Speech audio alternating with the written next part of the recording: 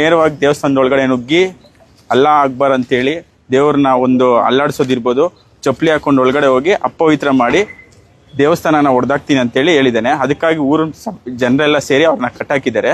ಕೇಳಿ ನೀವೇ ಆ ವ್ಯಕ್ತಿ ಏನ್ ಹೇಳ್ತಾನೆ ಅಂತ. ಮೊದಲಿಗೆ ಸರ್, ಅವರು ಬಾಂಗ್ಲಾದೇಶರು ಅಂತ ತುಂಬಾ ಜನ ಹೇಳ್ತಿದ್ದಾರೆ. ಸೊ ಎಲ್ಲಿಂದ ಬರ್ತಿರ್ಬೋದು ಇವ್ರಿಗೆಲ್ಲ ಯಾರು ಇದು ಕೊಡ್ತಿರ್ಬೋದು?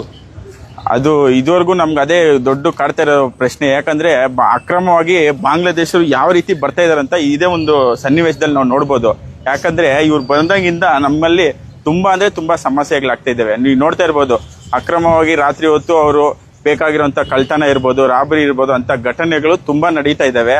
ಅದನ್ನ ನಾವು ಕೇಂದ್ರ ಸರ್ಕಾರ ಅದನ್ನ ಕಟ್ಟುನಿಟ್ಟಾಗಿ ಮಾಡ್ತಾ ಇದ್ರು. ರಾಜ್ಯ ಸರ್ಕಾರ ಯಾವುದೇ ರೀತಿ ಅದಕ್ಕೆ ಕ್ರಮ ಕೈಗೊಳ್ತಾ ಇಲ್ಲ. ಓಕೆ, ದೇವಸ್ಥಾನದ ಮೇಲೆ ಯಾವ್ಯಾವ ರೀತಿ ಹಾನಿ ಮಾಡಿದ್ದಾನೆ ಸರ್?